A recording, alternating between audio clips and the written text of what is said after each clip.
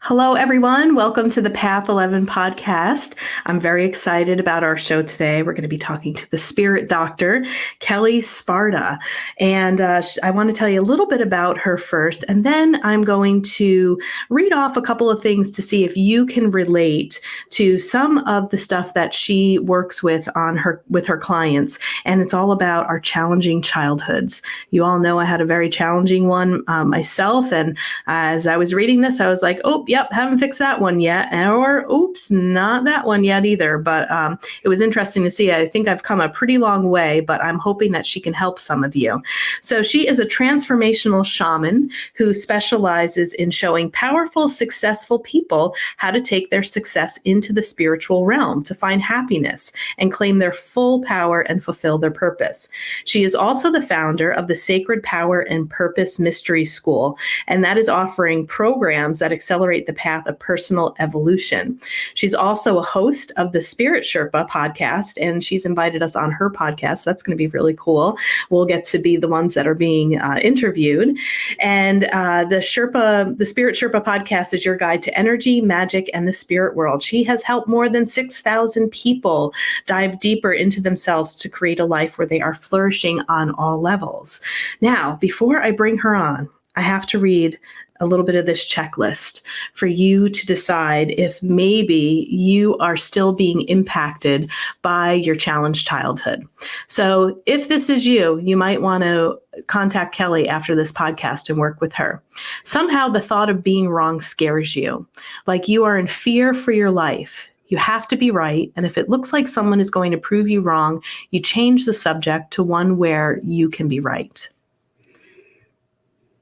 Does this one sound like you? You get more done in a day than most people get done in a week, and you're exhausted by it. What's worse is that you don't even seem to get credit for it. Here's another one. You celebrate your success for about 30 seconds, if that, then you're on to your next ridiculously difficult goal. I'm raising my hand for that one, people. All right, you want to save the world, but somehow you can't even save yourself. Does this one sound like you? Even when things are going well, you're waiting for the other shoe to drop. I lived in that state for quite a long time. You're terrible at accepting compliments.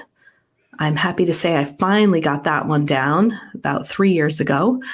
You live with a constant level of anxiety that most people would pass out from. Some people probably couldn't even live in that anxiety that you're holding. How about this? Does this sound like you? You strive for perfection in everything you do. Sure, you're demanding of others, but you're even more demanding of yourself. No matter what, it seems you're never enough. I tend to strive for that perfection. I'm admitting that. How about this? You're the person that everyone comes to, the one they rely on, but when you need help, there's none or no one to be found, and people even seem upset that you asked. How about this one? You won't ask for help ever. Does that sound like you? How about this one? You have extremely high self-esteem, but the concept of self-love just makes your brain go blank. Aren't they the same? Kelle says, no, they are not. And we'll do one more. If this is you, I want you to contact Kelle. You really get satisfaction. Okay, satisfaction in quotes, but somehow joy just seems to empty you. So I'd like to welcome our spirit doctor, Kelle Sparta, on the show right now. Welcome, Kelle. Thank you so much. I'm so excited to be here. Yes, excited to have you. And hopefully you're going to help us maybe a little bit and give us some more understanding of ways that we can kind of begin to continually clean up our childhood here and our problematic childhood. And I just want to remind the people who are listening, if you guys actually want to see Kelle, you can head on over to Path 11 TV. The Path 11 podcast videos are free, so you can see who I'm talking to instead of just listening. But if you're cooking and listening, that's fine too. So, and then you can also see the website and where I was reading from. So Kelle, I would love to start off for you to let my listeners know a little bit more about your spiritual path. You know, what was maybe a little bit of your awakening? How did you know that you wanted to become the spirit doctor? And I'm also assuming that if you're helping people clean up their childhoods, you probably have begun that process and needed to clean up your own. And that's why you know how to help people do this work. That's exactly true. Okay, so People tell me go, more. yeah, I talk to my people and they're like, how do you know me so well? And I'm like, because I was you, baby. That's how I know. Yeah. It's like, this was all in my head too. So I actually didn't have some great awakening because my mother actually raised me in the New Age movement. I've been doing this stuff since I was 5 years old. She brought Est home when I was 5. And if you don't know what Est is, it was a precursor to Landmark, if you have that reference. And so, I was raised on Seth and Ram Dass and Abraham Hicks and J.C. Knight and, a countless plethora of other people, so much so that I don't even remember all of them. And, she sent me to psychic development classes. I was doing self-hypnosis by the age of 10, and I was reading tarot cards by 12 and, having psychic experiences in my teens. And there were just so many things, right? But if you want to look at the turning point, it came at my Saturn return. I was 28, as is typical for Saturn return. And I just looked at my life and none of it was what I wanted, right? I had a really gorgeous husband who I had been in a Cold War with for years. I had a successful job that I had burnt out on in my first year doing it. I had a big house that I had never actually wanted. And I had and I was hiding from my life by doing 40 hours a week. In addition to all of that, other stuff that I was doing 40 hours a week working as the president of Habitat for Humanity.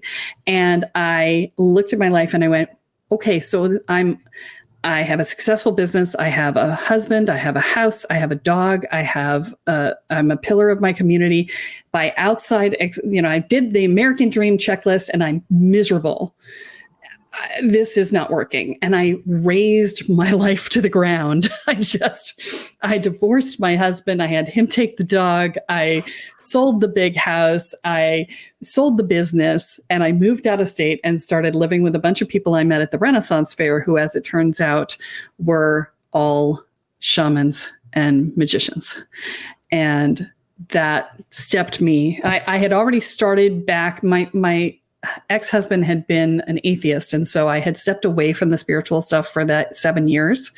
And I had already started stepping back into it before I met them. I was doing shiatsu class and Reiki class and all of that. And then it was like living in the soup of it. And we were doing magic on a regular basis and we were healing each other and we were going to events and festivals and processes and retreats and blah, blah, blah, blah, blah. And the next 20 years were all about that. And they were all about trying to figure out how to get over all the stuff that had made me quite neurotic from my childhood. My dad had been a rageaholic. My parents divorced when I was 5, but that was already set in place by then. I remember being 3 years old and pulling all I ran into the coat closet because my dad was screaming at my mother, and I'm an empath. And of course, we're all empaths who come out of challenged childhoods, right? And so I was trying to get away from the energy, and I ran into the coat closet, pulled all the coats down on top of me and hid, trying to get away from the energy. So that was all there even after they divorced. And my mom was an alcoholic, and she wasn't, abusive or even, she was negative, but that was just her thing. She wasn't negative at me. Right. But she was absent emotionally. Right. And that takes its toll. Mm-hmm. And we were military. So we moved every 2 years. And so I had no consistent friends in my life. So I had no consistent emotional support structure, right? So that was my challenged childhood. And I hear from people all the time, they're like, oh, but it wasn't so bad.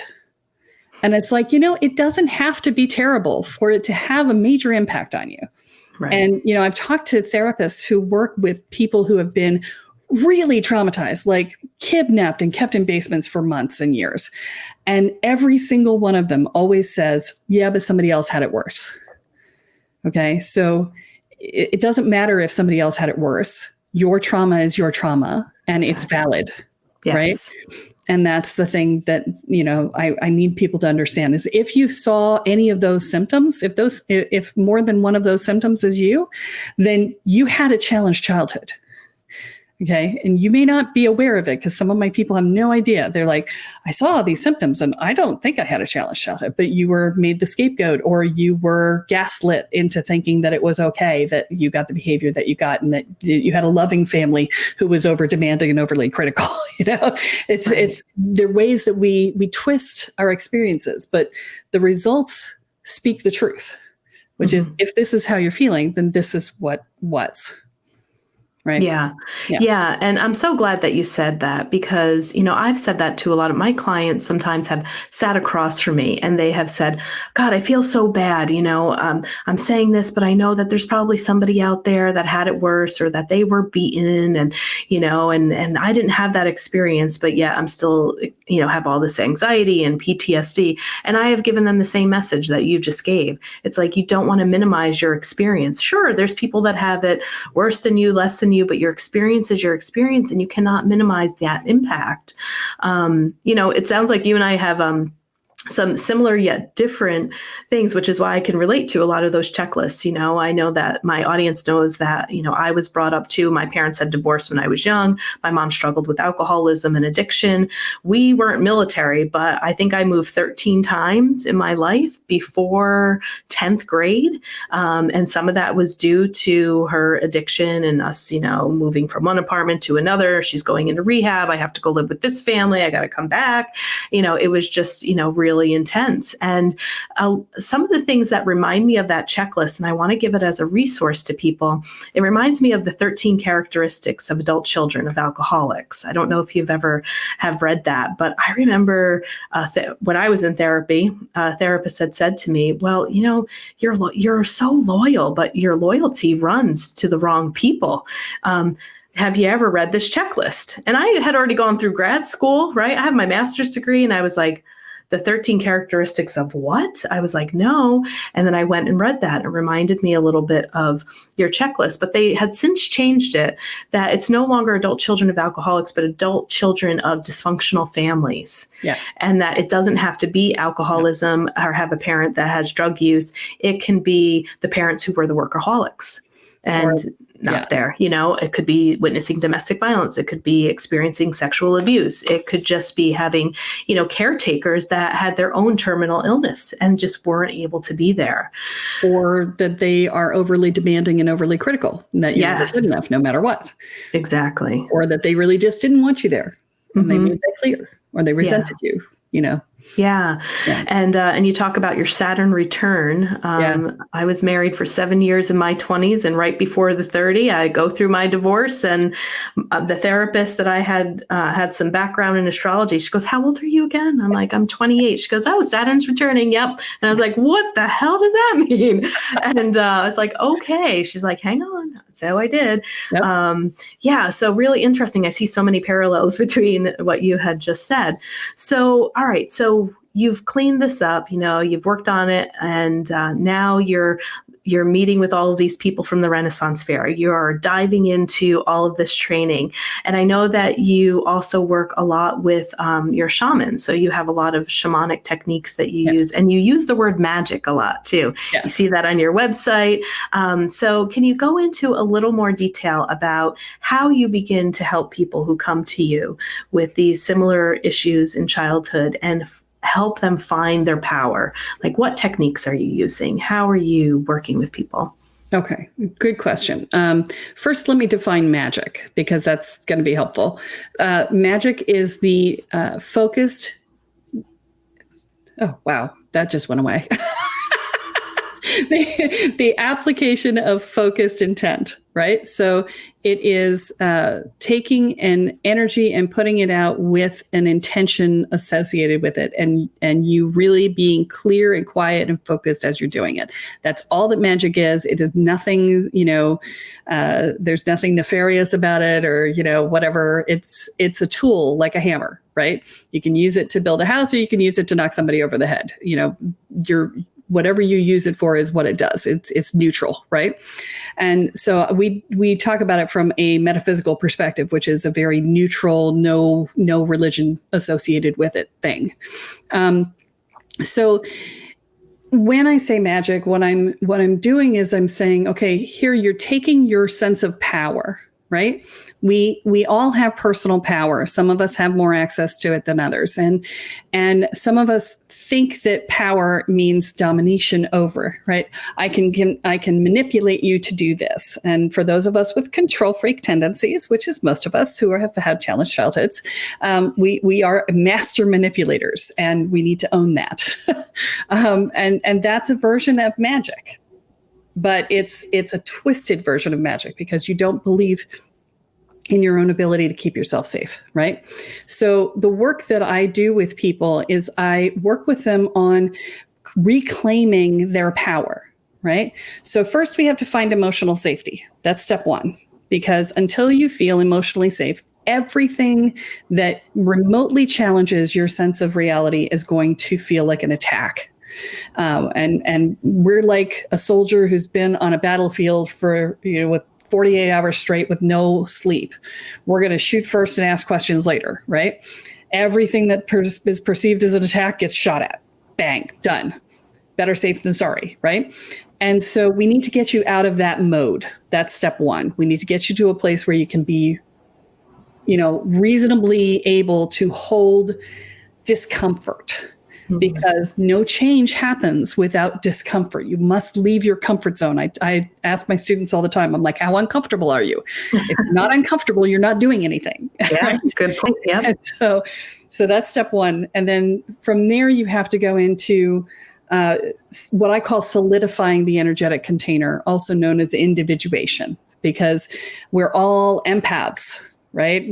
So what your empath skills are about is you have shoved your energy field out to the edges of the room, to the edges of the building, to some people to the edges of the earth, which is really not good. Mm-hmm. And that's a safety mechanism. We're actively monitoring everyone who's within our field to make sure that we know when danger is coming. Right? That's what being an empath is. And so you have to learn how to manage your energy so that you can get people out of your energy field, because that way they don't impact you in that sort of way, right? It's energetic codependence is ultimately what it ends up being. Mm-hmm. If we're talking ACOA stuff. So, and so, you have to learn how to manage your energy. You have to learn how to solidify your own energetic container. The thing people don't realize is that a challenged childhood actually creates a sense, it actually creates a deepening of our energetic container. People who have never been through challenging experiences have very shallow energetic containers. And the shallowness of the container means that they don't have a lot of energy to use to do work with. For doing magical working or being an energy healer or being a psychic or whatever. There's limits to it, right? The more challenges you've experienced and overcome, the more things you've survived, the deeper your container gets. But the deepening of the container also puts stretch marks and tears and holes in the container. And so you have to go back and heal the container. And so the process of healing that is the individuation process. So you have to learn how to claim your space. I get a right to occupy space. I don't have to give way to everyone around me. Set your boundaries. Yes, I know you used to get to walk all over me, but not anymore, right? Right. Yeah. Own your power. Yes, I get to choose my life, and I don't have to take other people's opinions about it into consideration, right? Own your power and direct your intention, right? And internalize your sense of value so that you're not dependent upon other people's approval to feel happy and valuable as a person, and learn to love yourself. And we hinted at this on the website, right? Which was the high self-esteem and self-love are not the same thing. High self-esteem says, I can get out of bed and make a success of my day. And I know that about myself. Self-love says, I have value and I am lovable when I'm doing nothing and contributing nothing. And I know a lot of people's brains just went, what? What? I don't know. What? right? Because that's what my brain did for the longest time. It was like, what? Right. Yeah. So that's a big one for people to wrap their heads around. But that 5-step process is the process of solidifying your energetic container. And then after that, you can start the work of digging out all the buttons that send you flying, right? But the reason that so many people do so poorly in personal growth programs is that they try to skip those 2 steps and go straight into, I want to dig out all the things that's all the buttons that send me flying. And then they can't hold it because they get triggered because they're feeling defensive and they're not feeling emotionally safe, or maybe they get into an emotionally safe space, but they can't hold the energy of what it takes to do the work on the deeper issues because their energetic container is, not solid enough to do that. And simple tests to know if your energetic container is solid or not. If you have to make a big decision, if you have to build up a lot of steam, and then immediately pull the trigger, or else it all just sort of, drains away and you lose momentum. If that's how you make your big decisions, then you have a leaky container. Okay. And if you are more slow processing, taking your time, looking at things, then the container sounds to be pretty safe. Like, what would be the healthy version? So the healthy version would be, I can make a decision at any time that I choose, and I can hold on to it for as long as I need to before I pull the trigger on it. Gotcha. Right? So there's not that immediate impulsive rush feeling like, oh, this has to be done or else, or I'm afraid if I don't say yes to it now, this opportunity might not be there, or maybe rushing into things. Yeah, or I have to get everybody's opinion to tell me it's the right thing to do, and then I have to go and do it immediately, or else even then I might not do it. Right. Right. It's, the other piece is being the bottom of your own priority list is another symptom. Right. And so when we don't immediately pull the trigger on things that are for us, they get deprioritized immediately and we'll never do it. Right. Right. So, yeah. And your process, your 5-step process seemed like the first 3 stages, right? People can work through, move through. I felt like 4 and 5, like when you start to really getting into that, and the last one, self-love, I think that is, those last 2 probably have to be some of the biggest challenges before people, like you said, can really move through and work through some of that stuff. Because, if they don't have that, it's going to destabilize them. Right. Yeah. Yeah. And you're right. The first 3 you can get from other places. Everything can be gotten from other places because, I got them there. It took me 20 years, but I got them there, and that's from somebody who's been studying it all my life. But when you get to own your power, that's when a lot of people really get stuck. And that's because they have this well of rage that they have not dealt with. And if you have a well of rage, you will not give yourself full access to your power because you're a good person and you don't want to lay waste to the world. And you know that you occasionally explode. And the more power you have, the more damage you do. And so that's something that I see all the time, especially in women. And there's also another piece to that, which is if you have used your power as a child in your formative years and you did damage with it. Sometimes we have put ourselves on an energetic timeout and we are doing penance for that. And my question to you is, how long do you do penance for something that you did when you were 14? Right? And the idea is, oh, well, I can't be trusted. It's like, well, you put yourself in a penance state. So clearly you can be trusted because you gave yourself a timeout when you made a mistake, right? Right. People who can't be trusted are people who don't care if they did damage, right? Right. Let's do the math on that, right? Yeah. Exactly. Yeah. And I wanted to ask you a quick question too. You were talking about people and they're energetic, right? If they're an empath, that sometimes that'll go all the way out to the ends of the world. Do you find that those people that have their energy just completely spilled out to the world are the empaths that when they're watching the news or they hear something, they completely unravel with like the world events? Yes. And it's just like they'll start crying for somebody else's abuse, or if they're seeing something on the news, because I'm thinking of two clients in the back of my mind where their whole life just goes away and then they cannot get this news story out of their head like for weeks, and they're feeling for, this child that was beaten or whatever the case may be. Is that what you're talking about? Yes, that sounds to me like two things, actually. One is that they're holding their energy field out. That I would say that the way to determine the differential would be if they are also not terribly effective in their own lives, because as we spread our energy field, we become more diffused and there's less of us with which to do our work, right? And so if you are holding your energy field out that far, you're not going to be very effective in life. You're going to sort of stumble through life and hope other people help you out, because you really don't have enough of your own energy to do anything with it. They're likely also going to be energy vampires. They're going to be sucking energy, and they're going to be very needy, and that's a function of how they're holding their energy. Okay.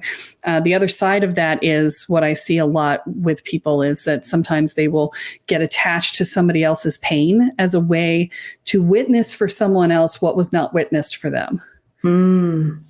Beautifully said. And so, at that point I say, okay, so you're really attached to this because you're not witnessing your own pain. Let's bring it back inside and let's look at what pain that you had that you're associating with this person. Let's witness that together, right?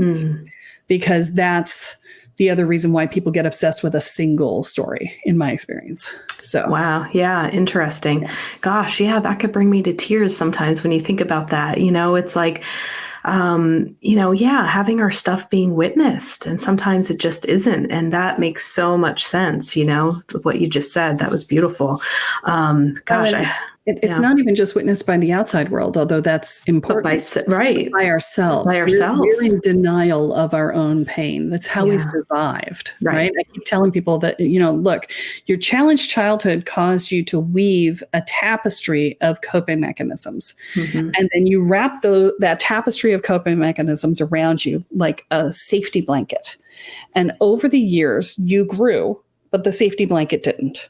And so now you're stuck in this rigid straitjacket of coping mechanisms. And those were super functional in your dysfunctional environment. So, go you for surviving your childhood. Really, they were super functional. But now in a functional environment, they are not functional. Right. And so the challenge is that people try and pull a thread, or they try and undo it, but it's stuck, right? And every thread you pull sticks on another thread. And so we don't get very far. And that's why you have to really just unravel it all at once. It's the only way, in my experience, to make significant progress in a short period of time is to address it all at once, to really just unravel everything from each other and to be able to see the bigger picture. Because the other thing that the childhood experience has done is skewed our perspective, right? So it's like we've learned to see the world with our heads down sideways on the ground and somebody else standing on our head, right? And so over time, we're like, okay, well, we need to move. But, the foot may be off our head, but we don't realize that. And we're used to this perspective. And so, okay, well, now I have to move. So I'm going to get a skateboard and put it underneath my face. And then I'm going to crawl around on my arms and my knees and hope nobody kicks me in the head or steps on my hands or my feet. And they do it all the time because they don't know we're on a skateboard. They have no idea that we're down there. And then, God forbid, a crack in the sidewalk comes up because we're like, oh my God, it's a crack in the sidewalk, right? And everybody around us is going, what's your damage, man? It's just a crack in the sidewalk. And we're going, but no, because we know the minute the front wheels hit, our face is going to get all skidded up on that non-skid surface. And the minute the back wheels hit, that's going to happen again. And we're just like, but it's a crack in the sidewalk. And they're going, yeah, okay. Why don't you see me, right? And they don't know we're on a skateboard, right? That's the other piece, is being able to stand up and see the world the way everybody else sees it, right? Now, let me be clear. living your life on a skateboard has given you a lot of insight. You see up a lot of skirts. Okay. You do. So it's given you a lot of insight. So there's a gift with every challenge, right? But you only get to really claim the gift when you have overcome the challenge. And when I say overcome, I don't mean throw away. You have to integrate it. Mm-hmm. You have to take the experience and with trauma, all you're trying to do is just pull the extra energy out of it. You're just trying to pull the power that you've left behind in it back to you, so that it can become a memory like any other memory. Right. It just needs to not be, look, memory, heavy memory, and everything else is underneath, right? Mm-hmm. You need to just pull it down. And that's by pulling your power back out of it. And you do that through a variety of paths, but yeah. So, this is the piece of work that is, I'm floored that we don't teach anything about this in school. I know. I think the same thing. Yeah. Mm-hmm. It's just, there's so many things that we could give such a great boost to people on if they were involved in the school process. Right. And I used to go into the schools, 20 years ago, I had a client of mine who ran a nonprofit who went into schools and she had me come in and do work with students. And I just would see it. And you could turn them around so quickly. Mm-hmm. It was so funny. I gave one group, I gave them the assignment that in the hallway, when they passed each other in the hallway, they were to look at each other and go, "I rock," right? and that was it. And the other person was supposed to say, "Yes, you do," right? That's it. Well, they dropped the "yes, you do" part, and they just did the "I rock" at each other as they walked by. And I got a call from the student's guidance counselor a couple of weeks later, and she said, "What did you tell the children?" I said, "Well, I told them many things. What are you talking about?" And she's like, "What's going on?" She said, "Well, they're all doing this." And I said, "Oh, well, that's fantastic. Only in the hallways, right?" And she's like, "Well, yeah, but the teachers are scared." And I'm like, "Why are the teachers scared?" She's like, "You don't understand. It's not just your students that are doing it. The whole school is doing it." Oh, wow. Because they were all leaders, right? Mm-hmm. And I said, "That's fantastic." And she's like, "But the teachers are scared." I said, "Tell them the answer is yes, you do." Mm. I said, "All they have to do is say, yes, you do." It's positive reinforcement. The average American child gets 437 negative messages a day to 3 positive messages a day. Oh my gosh. Right? And that's how we can impact the world. You want to make the world a better place? Fix that. Right? So were the teachers scared because all of a sudden they saw these children standing in their power and, they were feeling empowered and maybe some of that energy coming through that they're like, uh-oh, we're not authority anymore. They could really feel the vibration of their own authority coming in. Interesting. Yeah. Yeah. So I want you to also talk about how you can read a person's energy, because one of the services that you offer is a pretty in-depth energy scan. Yeah. And I know that when we were kind of communicating before we brought you on the Path 11 podcast, I was thinking, I want to bring you over to Path 11 TV and maybe you can do this. And you're like, "Oh, this is like intense and it's a long process and it's not something that can just be, done. Let me scan your energy really quick." So I wanted to give you the opportunity to talk about that. If any of our listeners wanted to contact you to have their energy scanned by you and read, like, what do you see? What are you looking for? I know that you already have the gift of second sight, and that's something that's been developed in you for a very long time. So when you are working with someone, how is that gift of sight coming to you, and what are you able to see? So let me explain the process. And first, I'm going to say that I don't generally do the energy scans anymore. My coaches do. I have a team of coaches that I've trained on this, so it wouldn't be with me. But I'll give you the process, and this is how they do it.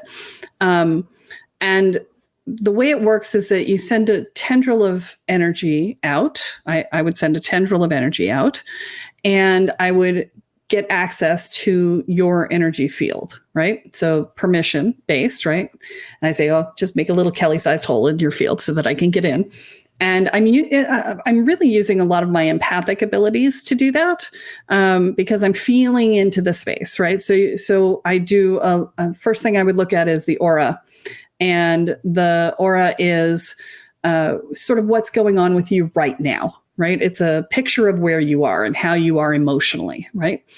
And then from there, we'd look at each of the chakras individually, tell you what the blocks are that we're seeing in each chakra, how those blocks are likely playing out in your life, and exactly if there's a quick fix, we'll give it to you. If not, then we will wait till the end to talk about it, because sometimes we see a big picture sort of forming.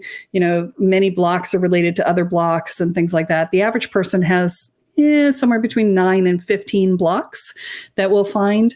And many of them are related. So there's usually 2 or 3 major themes that come out of that. And then we give you a roadmap on what's the most efficient path to clearing these blocks. Now, when I talk about blocks, I want to just say this. Well, before I do that, let me say that I'm also connecting with my guides and your guides as part of this process. And so the information that we're getting will come with visuals and with, connection points and things like that. And so there are 35 major blocks that we specifically look for, because I did like 3,500 of these things over the last 8 years, 10 years. Wow. Mm-hmm. And so I found that there were common blocks that everybody had some of. Mm-hmm. Nobody has all of them, but everybody has some of them. So we look for all of those, right?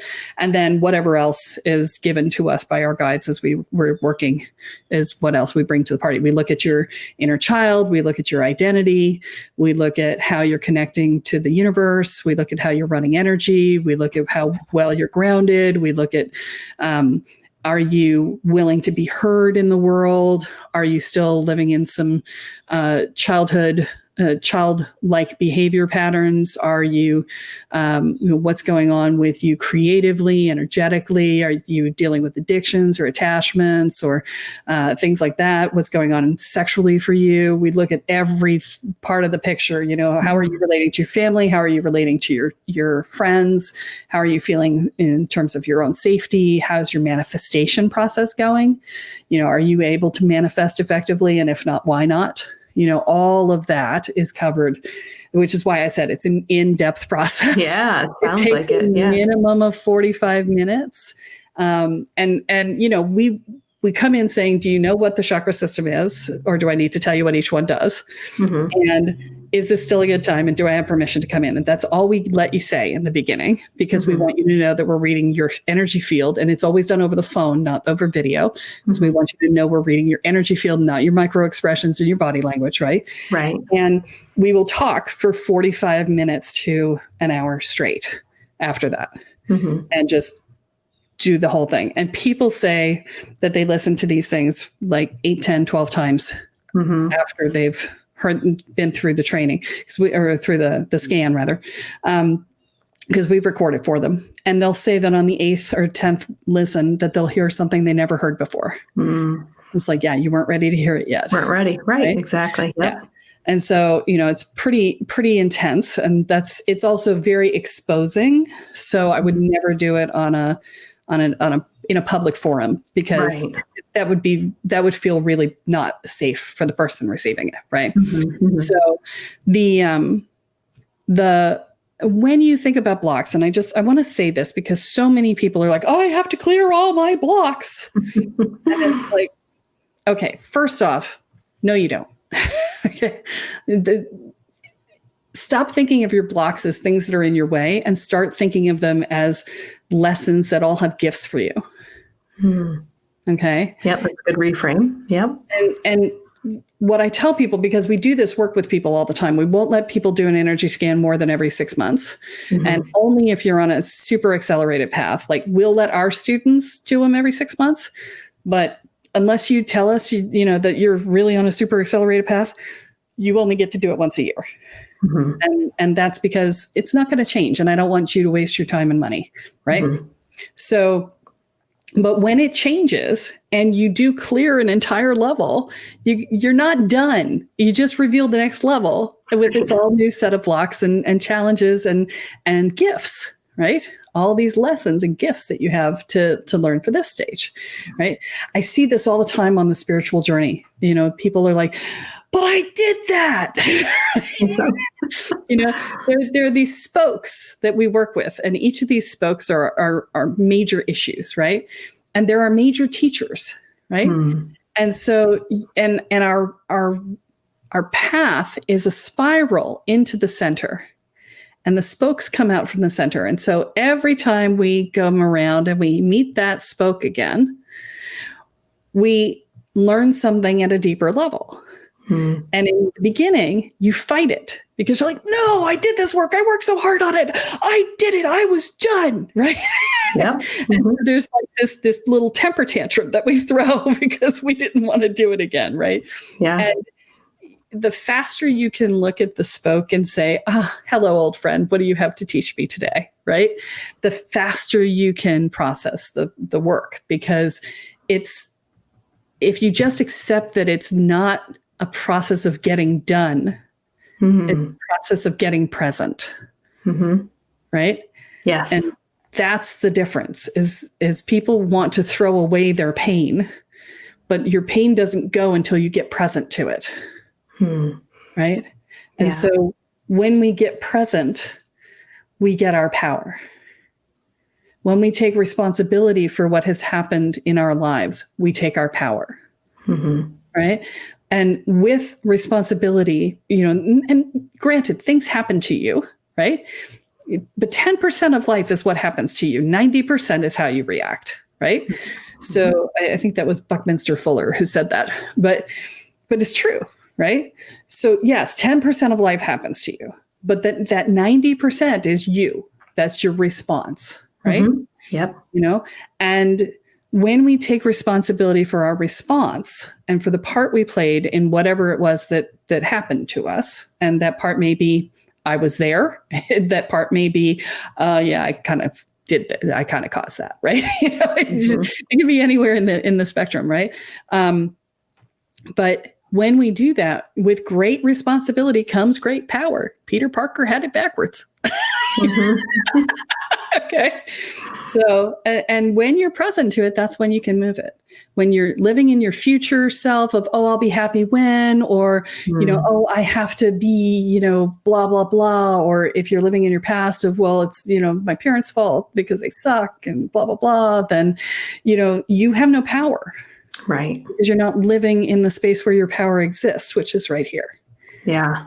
Right. Yes. Well said. Yes. I remember I had one of those tantrums. I was going to my healer and she had said, April, the work is never done. And I said exactly what you said. I'm like, I am so done talking about this. Can we just talk about this? And she's like, April, exactly what you said. April, you've cleared layers, but now this layer is coming up. And yes, we need to talk about it because you're never going to be done.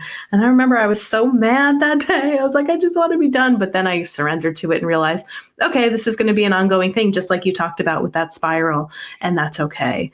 All right. So I wanted to give you an opportunity too, before we finish here. You are getting ready to redo your website. Okay. So what people, see, actually, when this comes out, it might be done, but you are launching something very new for people. And I want you to let people know what that is.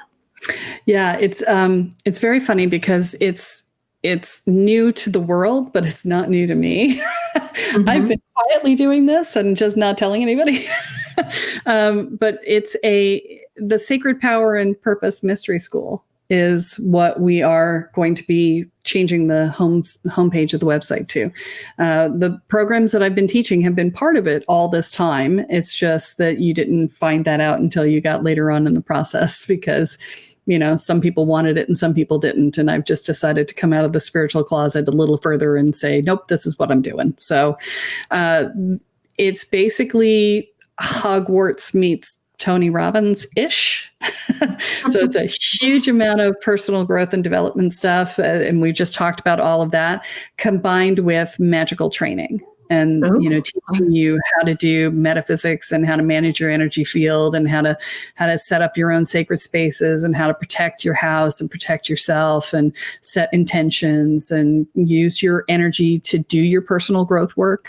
I tell people I won't teach them heavy duty magic until they've gone through all of the personal growth work, because you're not safe to do magic either for yourself or for anyone else until you've done that work, because people who have not claimed their power, have not internalized their power and internalized their sense of value and learned to love themselves, those final 3 pieces that we were talking about, if you haven't learned to do that, you will seek your power outside of you in trying to gain more power magically. And that's what takes people down dark, destructive paths. Mm-hmm. And so I'm very careful about making sure that people are ready before they get the deeper level work.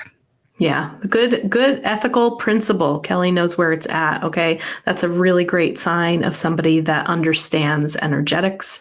And that is important. So you should always ask somebody that you're working with those kind of questions of what she just covered. So she's got a nice ethical background here. I love it. So as we're looking at this website, and it might be different when, the podcast comes out, you do have a discovery call. You have online programs, one-on-one sessions. Are you still going to be offering that, or are you just kind of going to this, academy that people will sign up for? The online programs are already the academy. They're already the mystery school. Yeah. So they're steps 1, 2, and 3 of the mystery school. Gotcha. As you see them on the page right there. And the boundaries for empaths over there on the right, that was on the homepage. This is the first page there, the Inner Peace 101. But on the right here is the boundaries for empaths box. And that box is a free download that you can get. I don't know where it will be in the new redesign, but it'll be somewhere. And it's also in my Facebook group. If you want to go to Spirit Sherpa by Kelle Sparta, it's in the Facebook group there. So if you can't find it on the website, come to the podcast group on Facebook. And the 5 simple steps to break free from a challenged childhood, it is not going to be on the homepage, but it will be it'll be somewhere else. So if you really want that, that's a webinar that covers a lot of stuff. So if you want that and you can't find it, I don't know where it's going to be. So reach out to me and email me at Kelle@kellesparta.com, and I'll send you a link to it, because I don't know where it's going to be. We're redesigning the entire homepage right now. So that's exciting. Yeah. And for those of you who are listening, Kelle spells her name Kelle. So that's important too when you were looking for her website, the Spirit Doctor, Kelle Sparta, Kelle. You can Google that and you will be able to find her, and check out her podcast. You guys love podcasts. So you might find something over there. She's got a lot of episodes. I think you had said 125, 28. 125. Yeah. Yeah. Wow. So, she's 1,000 downloads. So man, lots and lots of work you're doing. Good for you. Well, thank you so much, Kelle. It's been a pleasure to have you on the Path 11 podcast. And, we would love to invite you back onto Path 11 TV. Probably we'll have you sometime, maybe 2021. And, for our listeners, as you guys know, we have the Path 11 TV network. We are trying to have people like Kelle come on once a month, hoping to broadcast that on the 11th of the month, just to honor our number 11 here. And Kelle has in mind, we're still working on it, but she might be doing a ritual and a ceremonial blessing that when you're watching, you can participate in and be able to reap the benefits of that beautiful type of ritual and ceremony. So I think that would be really, really cool for us to watch and to have her do for the Path 11 TV. So Kelle, again, thank you so much for your wisdom, your insight, and, just thanks for raising the consciousness of our world and doing the work that you're doing. Thanks, April. It's been great to be here.